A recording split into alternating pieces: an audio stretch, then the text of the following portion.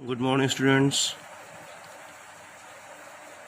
हम लोग जो चैप्टर पढ़ रहे थे era of one party dominance, और हम लोगों ने उसमें देखा कि कैसे कांग्रेस पार्टी से ही निकल के कुछ लोगों द्वारा नई नई पार्टियां बनाई जाने लगीं, जिसमें कि सोशलिस्ट पार्टी भी थी और कुछ नई पार्टियां भी खड़ी हुई।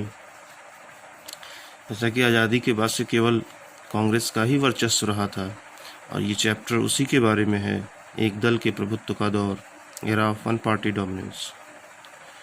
तो सेकेंड वीडियो है ये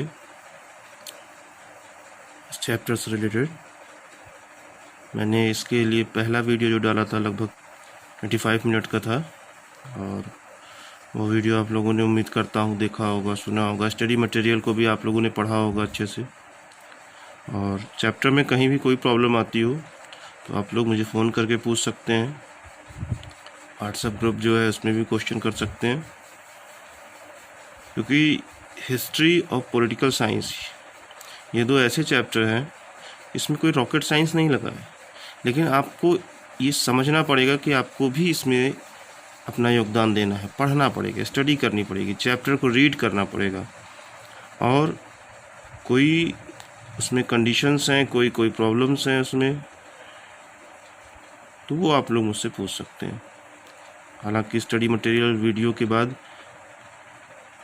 ज़्यादातर कन्फ्यूज़न आप लोगों के ख़त्म हो जाते होंगे,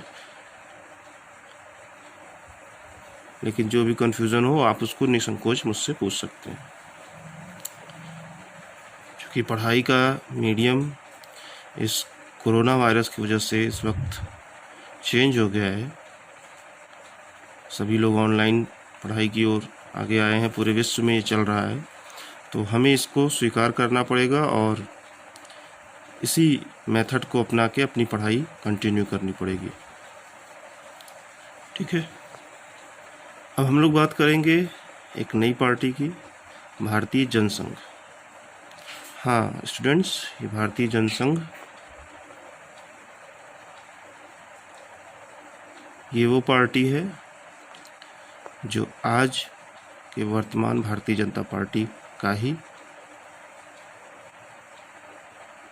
रूप है, जो कि शुरुआत में भारतीय जनसंघ के नाम से बनी थी।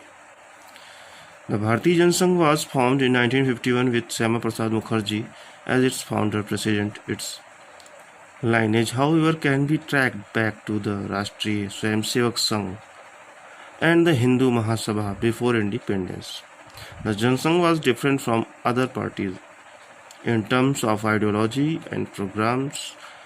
It emphasized the idea of one country, one culture and one nation, and believed that the country could become modern, progressive and strong on the basis of Indian culture and traditions. The party called for a reunion of India and Pakistan in Akhand Bharat.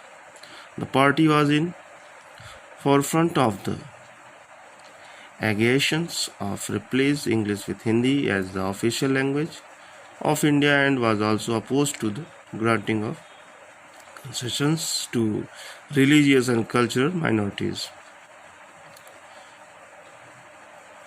आप लोग देख रहे होंगे यहाँ पे एक sticker Deendayal Upadhyay ji का बना हुआ है। 1916 to 1968 का लाइफ टाइम रहा है। टिकट में है full time RSS worker since 1942, founder member of Bharatiya Jansangh, general secretary and late president of Bharatiya Jansangh, initiated the concept of integral humanism. यहाँ पे एक मैनिफेस्टो एंड प्रोग्राम आप लोग देख रहे होंगे।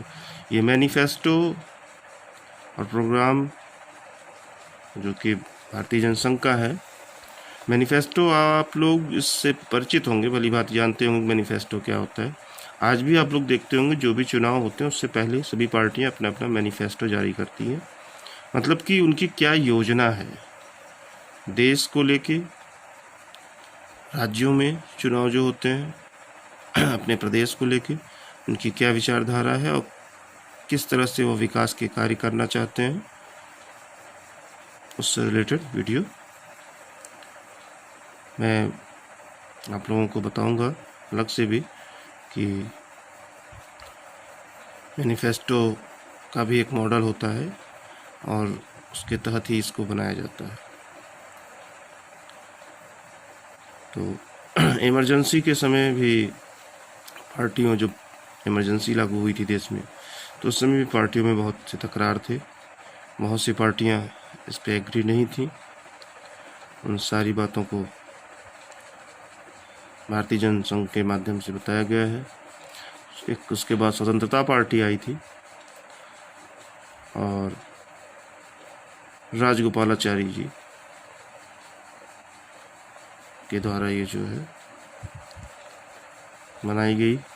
1878 to 1972 इसमें दिया। Senior leader of Congress and literary writer, close associate of Mahatma Gandhi, member of constituent assembly, first India to be the governor general of India, 1948-1950 minister in union cabinet, later became chief minister of Madras state, first recipient of the Bharat Ratna award, founder of the स्वतंत्र party, 1959।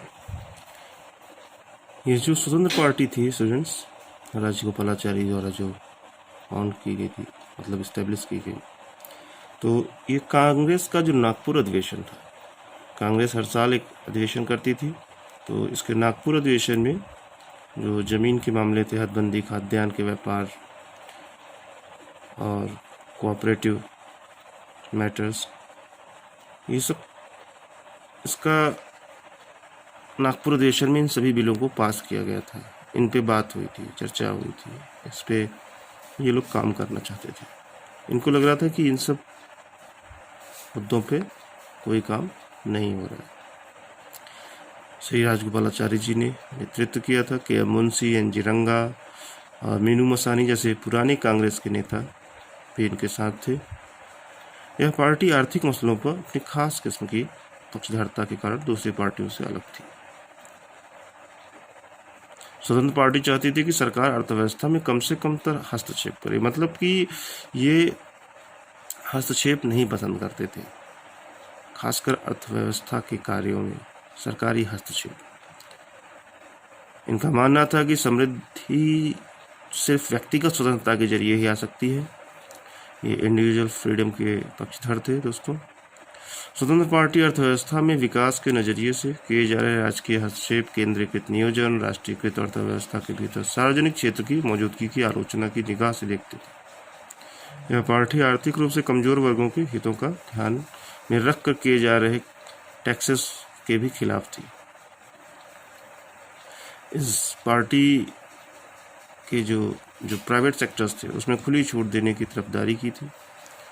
स्वतंत्र party कृषि में जमीन को हदबंदी, सहकारी खेती, खाद्यान्न के व्यापार पर सहकारी नियंत्रण के विरुद्ध थी। यह दल गुटनिरपेक्षता की नीति और सोवियत संघ से दोस्ताना रिश्ते कायम रखने को भी गलत मानती थी। इसने संयुक्त राज्य अमेरिका से नजदीकी संबंध बनाने की भी वकालत की थी। अनेक क्षेत्रीय पार्टियों और हितों के साथ मेल करने के कारण स्वतंत्र पार्टी देश के विभिन्न हिस्सों में ताकतवर हुई। स्वतंत्र पार्टी की तरफ मुख्य रूप से जमींदार और राजे महाराजे ही आकर्षित हुए। भूमि सुधार के कानूनों से इनकी मिल्कियत और हैसियत का खतरा मंडरा रहा था और इससे बचने के लिए इन लोगों ने स्वतंत्र पार्टी का दामन थाम लिया था। उद्योगपति और व्यवसायी लोग वर्ग के लोग राष्ट्रीयकरण और लाइसेंस नीति के खिलाफ थे, इसलिए इन लोगों ने भी स्वतंत्र पार्टी का जो है समर्थन किया और इस तरीके से इस आधार पर, सामाजिक आधार पर बड़ा संकुचित था। इसका सामाजिक आधार पार्टी का संकुचित था, जिसकी वजह से एक बड़ा वर्ग समाज का, जो कि मध्यम वर्ग और निचला वर्ग था, वो इनके साथ नहीं आ पाया।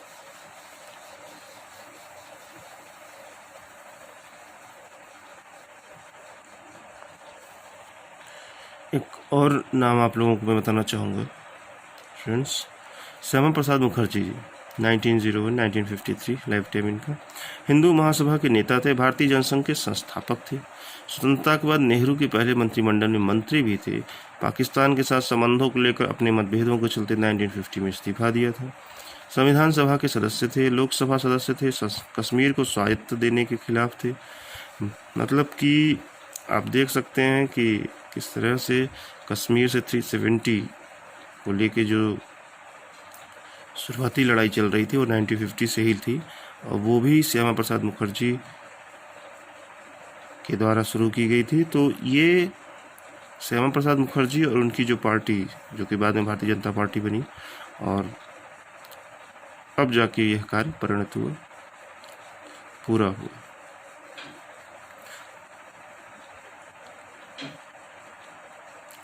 अब इस चैप्टर में सभी टॉपिक लगभग कंप्लीट हो चुके हैं। आप लोगों से बस यही एक बात कहना चाहूँगा कि पूरे चैप्टर को रीड करिएगा, और जो भी आप लोगों को लगता हो टॉपिक छूट गया हो या कहीं किसी टॉपिक पे कम बात हुई हो, तो आप लोग जो है वो मुझसे पूछ सकते हैं। इसमें जो भी क्वेश्चन आंसर्स मैंने दिया है आप उसको करिए, और क्वेश्चन आंसर करने के बाद आप चैप्टर्स को रीड करने के बाद खुद से एक अपना नोट्स बनाइए और देखिए कि जो है कितना बेहतर आप उस पर कर पा रहे हैं। Thank you.